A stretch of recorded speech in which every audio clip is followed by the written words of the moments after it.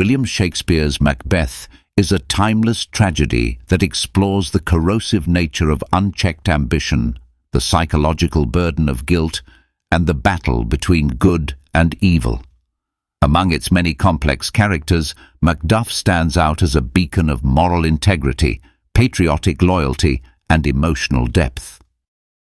While Macbeth, the tragic hero, descends into tyranny and madness, Macduff emerges as his foil, the man of conscience who ultimately restores order to a kingdom torn apart by treachery.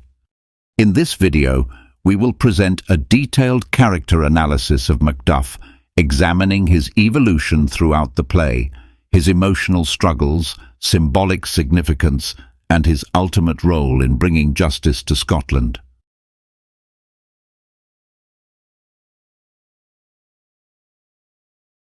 Macduff is first introduced in Act 2, Scene 3, in one of the most dramatic moments of the play, the discovery of King Duncan's murdered body. This moment sets the tone for Macduff's role in the narrative. His reaction is not only one of shock, but of immediate suspicion. While others are swept into confusion or mourning, Macduff remains focused and clear-headed. When Lady Macbeth arrives, feigning shock, Macduff tells her, "O gentle lady, 'tis not for you to hear what I can speak." This line serves two purposes. On one level, it reflects the gender norms of the time, implying that the brutal details of Duncan's murder are too horrific for a woman to hear. On a deeper level, however, it also serves as ironic commentary. Since Lady Macbeth is the very architect of the crime, her feigned innocence contrasts sharply with Macduff's genuine moral concern. Even at this early stage, Shakespeare paints Macduff as a man of integrity, driven by a sense of duty and uncorrupted by ambition. He does not flatter Macbeth or join in the performative grief of others. Instead, his focus remains on uncovering the truth and protecting the realm.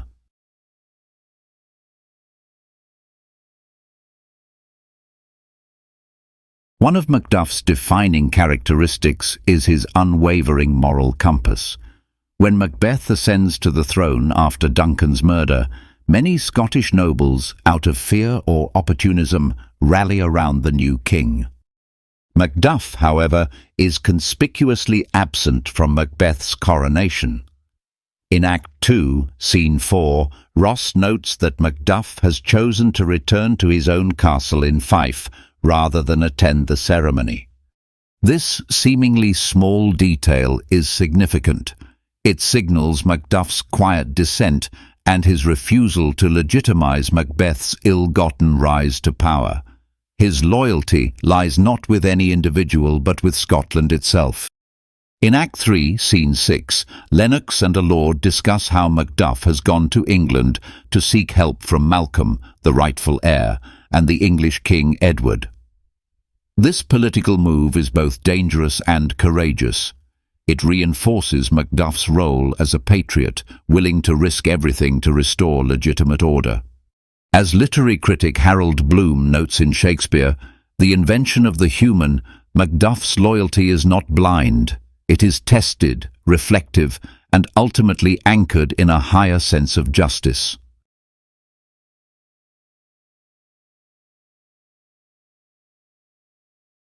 The most emotionally intense moment for Macduff comes in Act 4, Scene 3, when he learns that Macbeth has murdered his wife and children. Shakespeare does not depict the murder on stage, but reserves the emotional aftermath for a powerful scene in England, where Malcolm tests Macduff's loyalty. When Ross delivers the news, Macduff is stunned. His grief is not theatrical but deeply human. "All my pretty ones," did you say all? "Oh, hellkite, all." Act 4, Scene 3. This heartbreaking line captures a father's raw disbelief. The use of the term hellkite, a vicious bird of prey, refers to Macbeth, whose cruelty now knows no bounds. Unlike Macbeth, who reacts to death with detachment and fear for his own safety, Macduff feels every inch of his loss. He internalizes it, allowing grief to turn into righteous anger.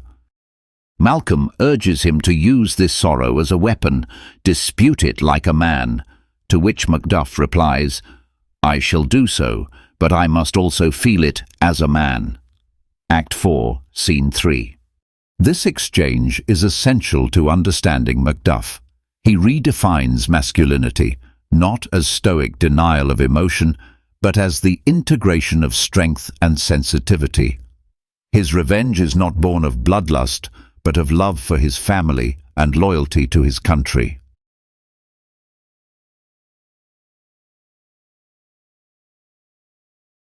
The dramatic climax of Macbeth arrives in Act 5, Scene 8, when Macduff finally confronts the tyrant.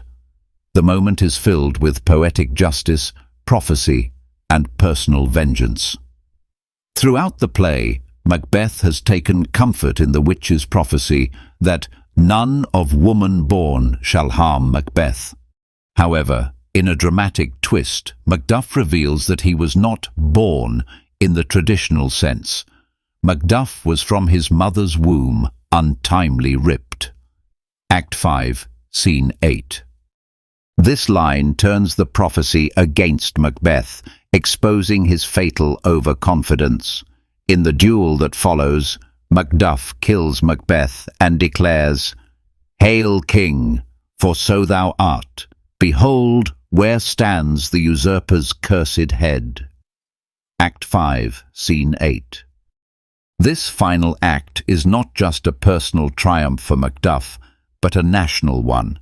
He has rid Scotland of its tyrant, fulfilling his moral and political duty. His victory is not crowned with personal gain. He hands the throne to Malcolm, the rightful heir.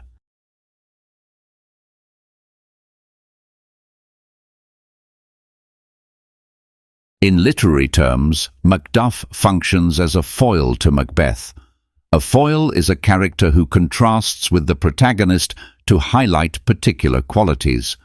Where Macbeth is ambitious, impulsive, and morally compromised, Macduff is loyal, deliberate, and morally steadfast.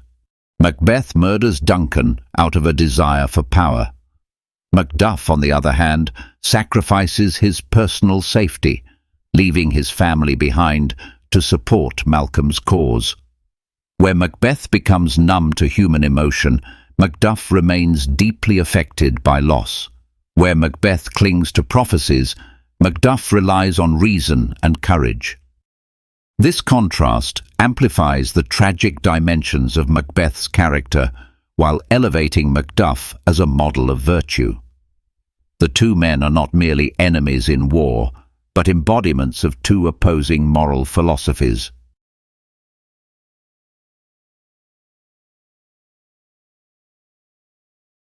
One of Shakespeare's greatest achievements is his ability to render emotionally authentic characters. Macduff is not a perfect hero. He is a man torn by grief, guilt, and the weight of responsibility. His reaction to his family's death is one of the most powerful expressions of loss in Shakespeare's works. Unlike other characters who suppress emotion, Macduff allows himself to feel. He weeps, he mourns, and he laments his absence when the tragedy occurred. In doing so, he becomes one of the play's most human characters. A.C. Bradley, in his Shakespearean tragedy, notes, "Macduff's grief is the most human moment in the play, a sharp contrast to Macbeth's numbness. He reminds us that the struggle for justice is also a personal, painful journey." His emotional transparency not only adds depth to his character, but also elevates him as a moral exemplar, someone who does not shy away from the burden of emotion, but channels it into purposeful action.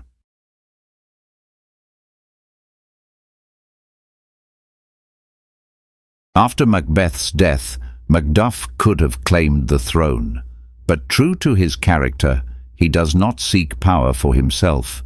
Instead, he hails Malcolm as the new king, placing the future of Scotland above personal ambition. This act marks the restoration of political and moral order.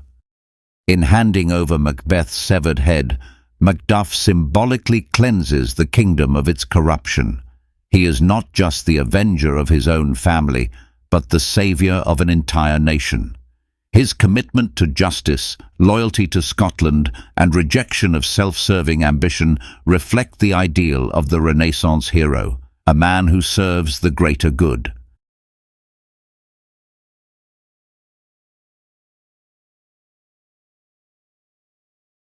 Over the years, scholars and directors have offered various interpretations of Macduff.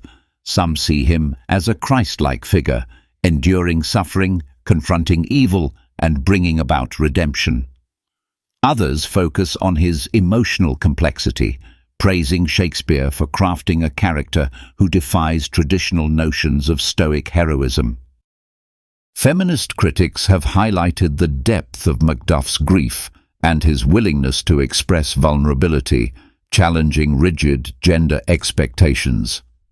In a play dominated by toxic masculinity, Macduff's empathy and emotional expression offer a radical alternative. In many stage and film adaptations, Macduff is portrayed with a quiet strength. His power lies not in rhetoric or violence, but in principle and perseverance. Whether in Roman Polanski's gritty 1971 film or Justin Kurzel's atmospheric 2015 version, Macduff remains a central moral compass.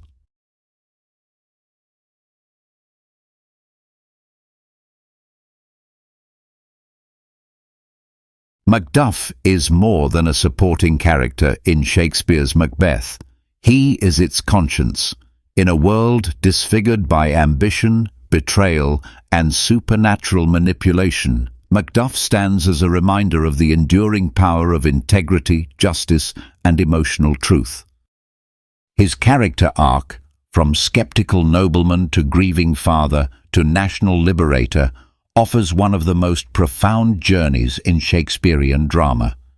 While Macbeth falls victim to his flaws and false prophecies, Macduff rises above personal tragedy to fulfill a higher moral purpose. In doing so, he not only restores order to Scotland, but also affirms the play's underlying message that tyranny must fall and justice, no matter how delayed, must ultimately prevail.